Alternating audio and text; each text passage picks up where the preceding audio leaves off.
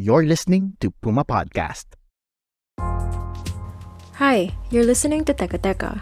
This is part 3 of the story of Sangguniang Kabataan and the critical juncture it reached that led to major reform in 2015.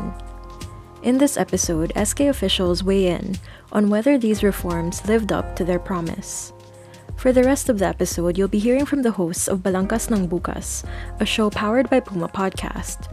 Here's Adriel and Maisie.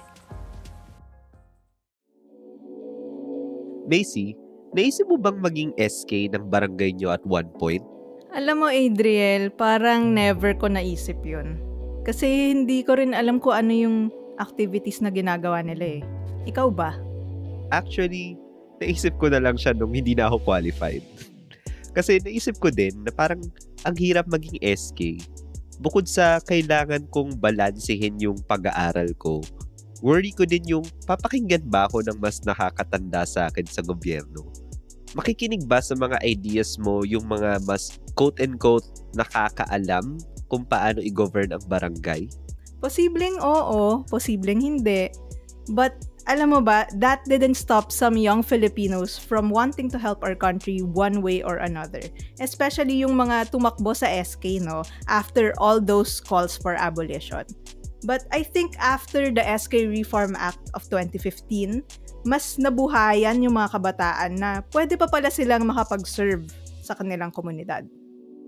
Kaya alamin natin sa episode na to kung ano nga bang naidulot ng reform sa mga sumunod na batches ng SK.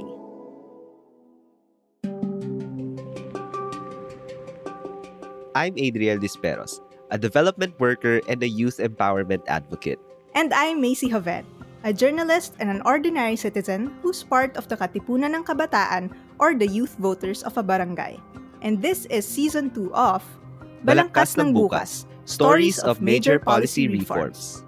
Isang podcast ng Youth Leadership for Democracy o YouthLED, a project of the United States Agency for International Development and the Asia Foundation, powered by Puma Podcast. In this podcast, we look at how we won the rights, freedoms, and privileges we have now. At babalikan natin ang lahat ng pinagdaanan natin para mabuo ang mga mahahalagang polisiyang nagbibigay ginhawa sa buhay nating mga Pilipino. Titingnan natin kung paano nangyayari ang reforma at ang papel ng mga kabataan sa prosesong ito. In this season, we'll talk about the SK Reform Act of 2015 and what led to it, as well as the ways in which the youth can participate in public policy through initiatives like Project Citizen. Ngayong naipasa na ang SK Reform Act of 2015 o RA 10742, oras na para makita kung nagbunga nga ba to base sa experiences ng mga SK officials sa komunidad. Inimbitahan namin si Roman Cisneros Jr. at si Dujana Adil o Duj, dalawang SK officials na hindi napapagod maglingkod sa kanilang bayan. Isang pagbati ng kapayapaan sa ating lahat. Assalamualaikum warahmatullahi wabarakatuh. I am Dujana Gayak Adil, SK Chairperson of Barangay Pamalian from the newly created municipality of Tubunan in the special geographic area of the Bangsamoro Autonomous Region in Muslim Mindanao. I am also the representative for young women of the Regional Youth Advisory Council of BARM, and I am the area coordinator din po ng Pilumbayan Incorporated. Hello everyone, magandang umaga, mayong hapon sa tanan. I am Roman Garces Cisneros Jr., the SK Chairperson of Barangay Poblacion, Dalagete, Cebu. I am also a Leadership and Democracy Fellow from Cohort 2 under the Aspiring Leaders track.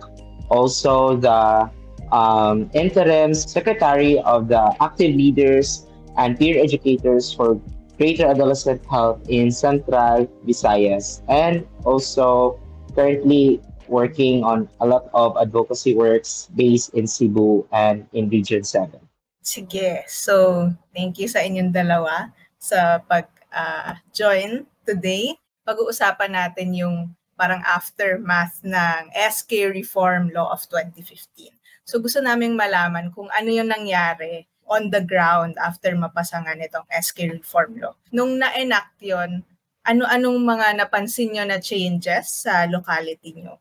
I felt that there are a lot of SK leaders na very passionate na nag-come out talaga sa shell nila, na they go to the communities to serve.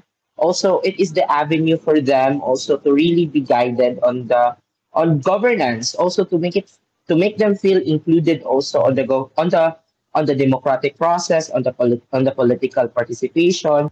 It helps the young people to know what are their jobs or what to expect. The youth itself are much more guided and well-rounded. Like, hindi na talaga sila left behind in terms of paano gawin ito, paano gawin ganyan, kasi alam na nila at binigay na talaga ng batas.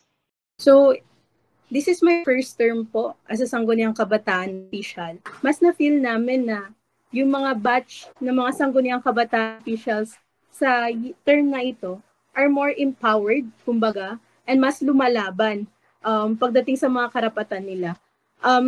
Context lamang po, alam din natin kung gaano yung usaping SK sa mga Moro communities, na kumbaga nandun pa din yung hindi masyado naboboses ng mga kabataan, yung mga gusto nilang ilaban, o mga gusto nilang mangyari. And tinitingnan parati yung role ng mga mas nakakatanda or mas nasa higher positions. So ngayon po sa term namin na mga Sangguniang Kabataan, especially sa Special Geographic Area ng BARM, nasasabi po namin na meron pong mga pagbabago na nakita tayo compared dun sa pamamalakad ng mga dating SK officials na malakad, no, sa mga previous terms. So, una po na nakita natin dito yung pag-open ng account. Since ngayon po na kailangan yung SK officials, meron po silang sariling bank accounts, and inoobliga po sila na dapat magkaroon sila ng sariling bank accounts para mas ma-practice nila yung autonomy nila pagdating po sa paggastos, pag-budget at paggawa ng mga proyekto para sa kabataan na hindi na pinapakialaman ng mga nasa barangay. So sa amin po sa SGA, nakita namin na yung mga SK officials are more eager na gawin yung mga dapat nilang gawin. So nandun na po yung pagkukusa nila na mag-open na din ng accounts nila para po masimulan na din yung mga gusto nilang proyekto na para talaga sa kabataan na sila mismo yung gumawa. In terms naman sa age, I would say that it was a really good na categories na at least yung tatakbo na SK is 18 to 24 kasi mas, I would say, na mature. Meron ng nasa tamang pag-iisip na, hindi na gaano bata. At saka in terms of representation naman, kasi tatlo yung parang representation ng SK, yung child youth, yung 15 to 17 years old, yung core youth na 18 to 24, at yung adult youth na 25 to 30. So at least kami sa SK, guided kami na pwede pala meron kami mga activities na nakapokus dito na category ng youth, yung ganon. Yeah. I agree with Roman, no? Totoo na dahil din sa batas na to, parang mas may pangil na yung mga kabataan sa kani-kanilang mga barangay, especially those SKs. Kami sa SGA, nahihirapan din kami nung una kasi parang nagbago yung edad ng mga SKs eh. From dati na parang nasa high school lang, 15 to 18, na ngayon na makukonsider na natin yung iba na nasa 24 hanggang 24 years old ang mga young adults. Kumbaga, yung iba mas edukado na din, mas mataas na yung level of education. Yung iba are degree holders na din. So nakita natin na yung mga Sangguniang Kabataan chairperson are mas maalam na compared dun sa dati na parang nakikisabay na lang dun sa mga ginagawa ng matanda or ng mga nasa higher positions na nasa barangay. So ngayon, parang kung may gusto kaming gawin bilang mga SKs, may power kami dahil sinabi ng Batabi dito na ito yung mandato namin at karapatan namin gawin ng mga bagay-bagay na ito. Dun sa lahat ng mga nabanggit mo kanina, ano dun yung pinaka-malaki, yung naging impact sa inyo? Para sa akin po, yung may pinakamalaking impact, yung pagbabago ng edad ng Sangguniang Kabataan officials. So ngayon po kasi sa term namin, ang karamihan po sa amin are college graduates. So mas may alam sila na gagawin nila, mas matured sila pagdating sa leadership nila dahil mas may experience sila. No, mas nakikita natin na mas may mga credentials sila. And another thing po na I think mas may malaking impact ngayon is yung pagprotekta ng batas na hindi magkaroon ng political dynasty sa level pa lang ng barangay. So makikita din natin dito na kahit, di ba po dati, kung makikita natin, kung ano yung apelyido ng kapitan, pwede din yung apelyido ng SK official. Now that the law protect the community against dun sa political dynasty na maaaring mangyari na nasa level pa lang ng SK, nagkakaroon ng tsansa yung mga kabataan pa lang na leader na pero hindi sila sa politika na pamilya. So yun po yung nakikita ko na malaking impact. Nagkaroon ng chance. Una dito yung mga kabataang mas may credentials, mas may leadership background, at mas may advocacy na lumaban kaysa dun lang po sa mga kabataan na gusto mag-SK because they are already in the political family or political blood, ganun po. Slay. Charot. I would say that it was really true na in terms of the age, I would really agree on that kasi mas mature. At the same time, yung protection talaga sa political sphere aspects na at least yung mga kabataan hindi na po politika kahit papaano. Pero para sa akin talaga, isa sa pinakamalaking share or contribution ng 10742 is yung financial independence. Kasi I would say na dito kasi nagsisimula ang lahat. Bakit nagkaka-interest yung barangay sa mga kabataan? Kasi beforehand, meron na talagang mandated na meron talagang share ang kabataan, pero sino yung magdidesisyon? Di ba ang kapitan or ang council? Unlike kasi with the 10742, its mandates na there should be a separate bank account for the Sangguniang Kabataan, and it would be supplemented with the comprehensive barangay youth development program alongside with the annual barangay youth investment plan. So those are the things na for me very critical kung bakit effective and very impactful yung 10742 kasi mas napapakita dito na kagaya ng na-mention ni Doge na yung level of age, yung advocacy works nila, mas mature na yung kabataan. At the same time, it brings them into a space of accountability and also on the integral part na meron talagang participation, na meron silang kalayaan na magdesisyon na as a council, as an SK council, magbuo sila, they will create resolution, they will create plans. So, it's a grassroots development in terms of political participation and democratic governance. Siguro another follow-up is in terms of, na-mention kasi natin, di ba, na effective, may mga naidudulot na impacto sa mga sa community natin, no? Siguro in each of your own ways, no, sa mga locality nyo, paano nyo minomonitor or sinisiguro na na-uphold yung law?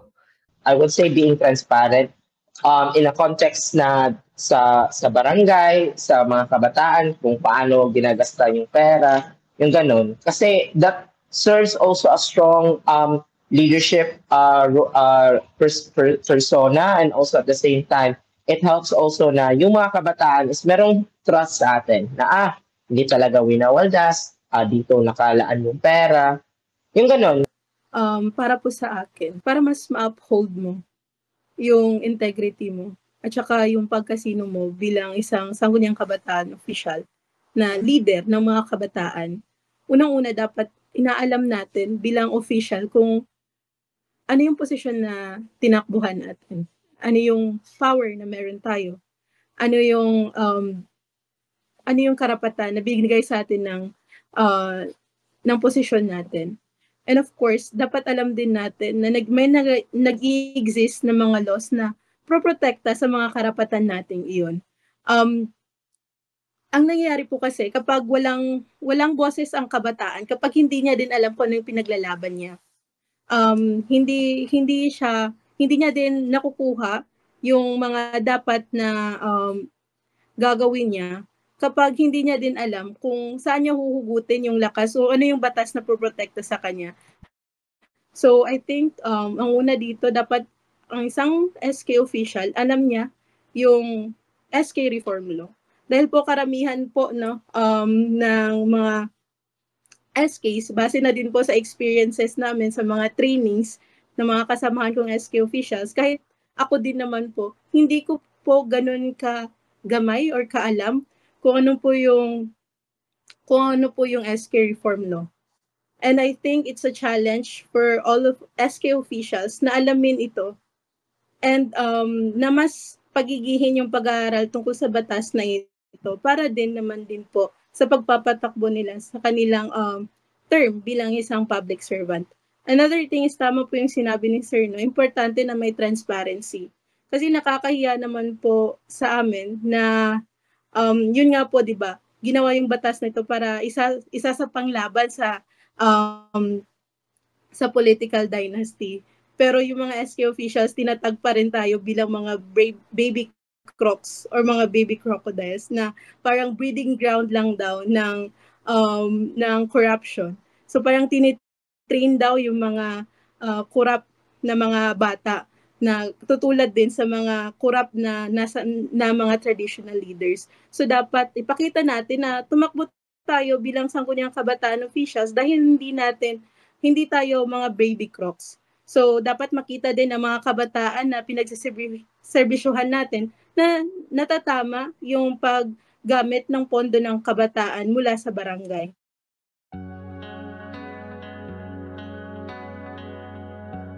Ayan, salamat, no? So parang ang nakukuha natin, dapat yung individual na tumatakbo for SK, dapat hindi lang siya puro advocacy, no? Kailangan alam mo rin yung technical, no? Alam mo kung paano gamitin yung budget, ano yung available, ano yung nakasaad sa batas para din maximize natin kung ano talaga yung para sa mga officials, no? So, etong question na to is for Roman. So, you recently filed yung sa Comprehensive Youth Welfare and Development Code Ordinance sa barangay poblasyon, no, which outlines policies, programs, and services dedicated to the holistic development and well-being ng mga kabataan sa inyong barangay, no. So briefly, no, can you walk us through dun sa ordinance na yon, like paano mo in-involve din yung mga kabataan sa proseso and paano to nag-a-align sa parang overall vision ng SK reform? With the creation kasi sa Comprehensive Youth Welfare Development Code, gusto kong malaman nila ng mga kabataan na protektado sila. Protektado sila sa barangay poblasyon. Na kami sa Sangguniang Kabataan, hindi lang puro mga aktibidades, mga programa, pero in terms of the holistic well-being, meron silang edge, meron silang protektado sila. At kapag may nangaharas, victim of harassment and other sexual violence or physical abuse and bullying, discrimination in our barangay, they know they are protected. They know na pwede kami pupunta sa SK namin, pwede kami magsumbong kasi pwede namin i-report sila. They violated certain policy in our barangay, and it starts with that. The participation din, kasi part of the provisions ng Comprehensive Youth Welfare Development Code in a barangay level base is the establishment of the Barangay Youth Development Council. And actually, this is not part of the provisions of the 10742. But because we have this type of ordinance, the level of participation in terms of planning is mas comprehensive siya. Kasi for committees, also the organizations within our barangay, is mas susuportahan talaga sila. Na hindi sila left out, and there is a part of it na meron silang karapatan na mag-request ng budget sa kanila. Or kami mag-allocate talaga ng budget sa kanila based on the SK fund. Kasi para din sa amin, para hindi na mahihirapan si SK for me kasi nahihirapan kaming mga kasama ko sa SK members, ano yung mga activities na gusto natin gawin. So might as well, because of the formation of this ordinance, it helps us to create a council, an additional council, like it's a miniature version siya ng local youth development council, but in a way na mga grassroots organization siya, barangay-based organization. And in terms of policy making, they have a space. They have a space to ask. They have space to criticize. They have a space also that their ideas are not left out but acknowledge and hone also. Kasi we cannot deny na most of the grassroots or barangay-based na mga organization, medyo active lang sila kapag fiesta, kapag tinatawag ng, uy, mag-design na tayo ng chapel natin kasi malapit na ang fiesta, yung ganon. But we wanted also to really make them realize na there is so much space here that we can fill out with your idealism, with your active participation, and also part of it, because the ordinance itself is on the process right now, on the works for second reading and public consultation hearing, it will help the kabataan itself in our barangay to realize na naisipan pa talaga ng SK namin na maging parte kami ng mga proseso ng desisyon. Lalo na sa paggawa ng annual barangay youth investment plan namin later on, we wanted na there is a sense of ownership. Yon. Ownership, and we co-create solution together. So yun yung parang concept talaga ng ordinance niya. Yan po. Powerful. Ang daming opportunities, no? Parang yung hindi pa enough, yung SK reform, no? Gumawa pa si Roman ng extension, no? Para mas ma-realize nga ng mga kabataan na tama yung sinabi mo kanina, no? Parang may marami pang space na pwede kayong mag-participate, no? In policy making, the development. Yan. Maraming salamat, Roman. So, after nga nitong SK reform law, no, meron ba kayong mga challenges pa rin na experience bilang officials? Marami. Char. Yes, meron talagang challenges. First and foremost, recent ko lang na experience kasi I had a Linggo ng Kabataan activity. So, I was able to have activities, Trabaho Oportunidad, the first job seekers technical assistance program, and also a series of youth empowerment and digital literary topics, yung ganun. And yung struggle talaga is youth participation. Ibang level yung struggle kasi imagine, I was there already at 7 a.m. pero hanggang 12 wala ka talagang kabataan pumunta. So yan yung, I think a lot of SK would also resonate in my end na, oh my God, ang hirap talaga. And I would say na kapag hindi ka strong-minded in the aspect of mental and emotional strength, mag-give up na talaga. And second, it's yung political aspect.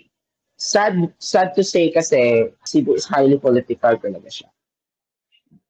I know few people, especially on the local executive aspect dito sa Cebu, na very supportive sila sa youth engagements and youth empowerment programs. Iba kasi, if they think na hindi siya politically viable in their end, hindi nila susuportahan. If they think na medyo, ikaw lang yung maha-highlight nito, hindi kami ang maha-highlight, hindi. You just left on the sidelines, or they tend to put colors on you. Pero one thing is for sure talaga na how I was able to manage it all naman is really knowing your whys. And I think plug intended, yung youth-led, yung programs ng youth-led, lalo na sa LEAD Fellowship, really helps me a lot. Na knowing why, bakit ka lumalaban, sino yung pinaglalaban mo. Very fulfilling siya at the same time na kahit may isang tao, isang kabataan na masasabi sa iyo na, uy, Kuya Roman, thank you so much kasi this is very helpful for me in my future endeavors, kung saan ako pupunta, yung gano'n.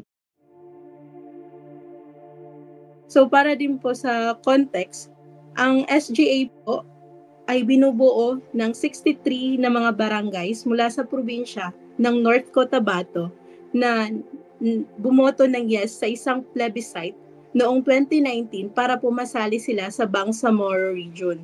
So, hindi po kami kasali sa ARM before 2019 plebiscite. So, now po, na nasa BARM na kami, itong mga barangays po na tinatawag na SGA or Special Geographic Area, for 5 years po, wala kaming munisipyo. So, nasa transition period po kami.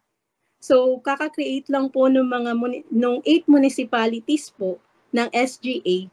And isa po yun siya sa mga struggles ng mga Sangguniang Kabataan officials ng 63 barangays mula sa SGA. Una po dito, wala po kaming Municipal Youth Development Officer or yung Local Youth Development Officer. Since wala kaming munisipyo, wala kaming LIDO, yung mga SK officials, hindi din po namin alam kung saan kami lalapit na munisipyo kasi yung mga mother municipalities po na pinanggalingan ng mga barangays namin ay hindi na din po kami hawak. Gaya din ang sinabi ni Sir Roman kanina, may presence yung LYDC sa kanila. Kami po wala din po kaming LYDC.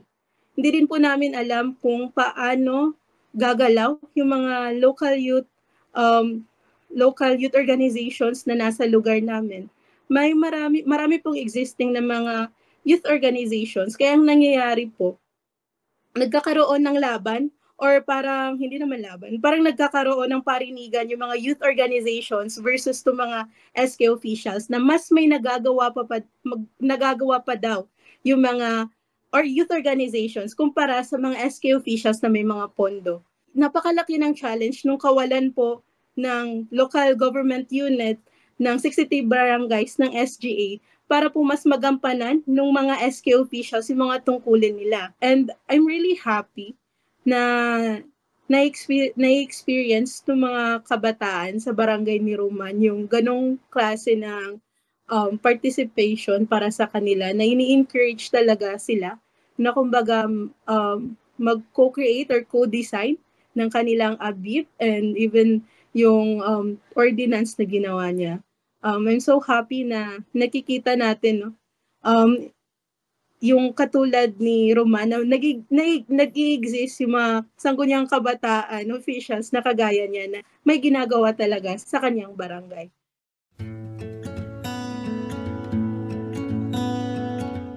So Adriel, narinig na natin yung kwento ng mga youth leaders na nakaranas ng direct effect nitong SK Reform Act of 2015.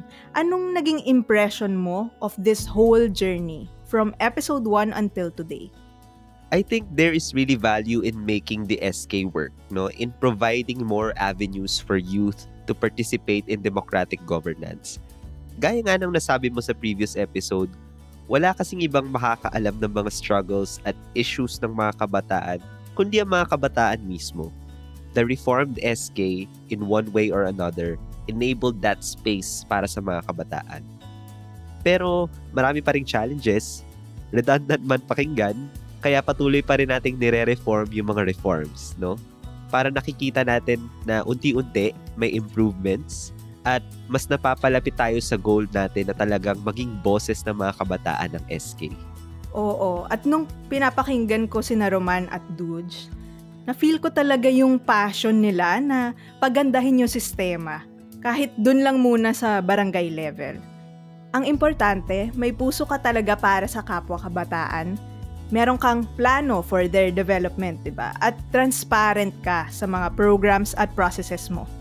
Right. So aside from the SK, there are other forms of youth participation in democratic governance, tulad nga ng mga nabanggit ni Carlo Africa sa ating previous episode. Isa sa mga avenues na to ay tinuturo mismo sa Project Citizen. At yan ang pag-uusapan natin in our next episode.